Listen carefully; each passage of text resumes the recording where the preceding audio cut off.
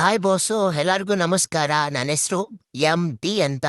ಬೆಳಗ್ಗೆ ನಮ್ಮ ಅಕ್ಕ ಚಳಿಲಿ ಕರ್ಕೊಂಡು ಬಂದು ಇಲ್ಲಿ ಎಲ್ಲೋ ಬೈಕ್ ಹಾಕೊಂಡು ಅವಳು ಮಾತ್ರ ಬೆಚ್ಚು ಟೀ ಕುಡಿಸ್ತಾವಳೆ. ನನಗೆ ಏನು ಕೊಡಿಸಿಲ್ಲ. ಚಳಿ ಮಾತ್ರ ಸಿಕ್ಕಾಪಟ್ಟೆ ಆಗ್ತೈತೆ. ಏನು ಮಾಡಲಿ?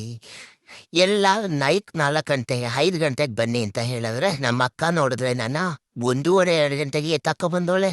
ಬಂದು ಅವಳು ಮಾತ್ರ ತಿಂಡಿ ತಿನ್ನಕ್ಕೆ ಅಂತ ಸ್ಟಾಪ್ ಕೊಟ್ಟು ಒಯ್ತವಳೆ. ನನಗೆಲ್ಲಪ್ಪ ಊಟ ಅಂತ ಕುತ್ಕೊಂಡ್ಮೇಲೆ ನನಗೂ ಬಾ ನಿನಗೂ ಕೊಡಿಸ್ತೀನಿ ಅಂತ ಹೇಳಿ ನನಗೂ ಅಪ್ಪ ಹೀಗೆ ಸಮಾಧಾನ ಆಯಿತು ಕೊಡ್ಸಿದ್ಮೇಲೆ.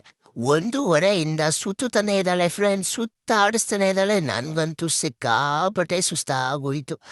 ಸುಸ್ತಾಯ್ತು ಅಂತ ಹಾಗೆ ಬರಬೇಕಿದ್ರೆ ತನ್ನಾನೇ ಗಾಳಿಲಿ ತುಂಬ ದಿನ ಆದ್ಮೇಲೆ ಈ ಹಸ್ರು ನೋಡ್ತಾ ಇರೋಕ್ಕೆ ಮನ್ಸಿಗೊಂಥರ ಖುಷಿ ಆಗ್ತೈತೆ. ನಮ್ಮ ಅಕ್ಕಂಗೆ ಹೇಳಿ ಸಾಕಾಯ್ತು. ಬೆಂಗಳೂರು ಬಿಟ್ಟು ಹಳ್ಳಿ ಕಡೆ ಹೋಗಮ್ಮ, ಮದುವೆ ಆಗಿ ಹೋಗು ಅಂತ. ಮದುವೆನೂ ಆಗ್ತಾ ಇಲ್ಲ, ನಾನು ಕರ್ಕೊಂಡು ಹೋಗ್ತಾ ಇಲ್ಲ. ಬೆಂಗಳೂರಲ್ಲಿ ಆ ಟ್ರಾಫಿಕಲ್ಲಿ ಸುತ್ತಾಡಿಸಿ ನನ್ನಂತೂ ಸಾಯಿಸ್ತಾ ಇದ್ದಾಳೆ.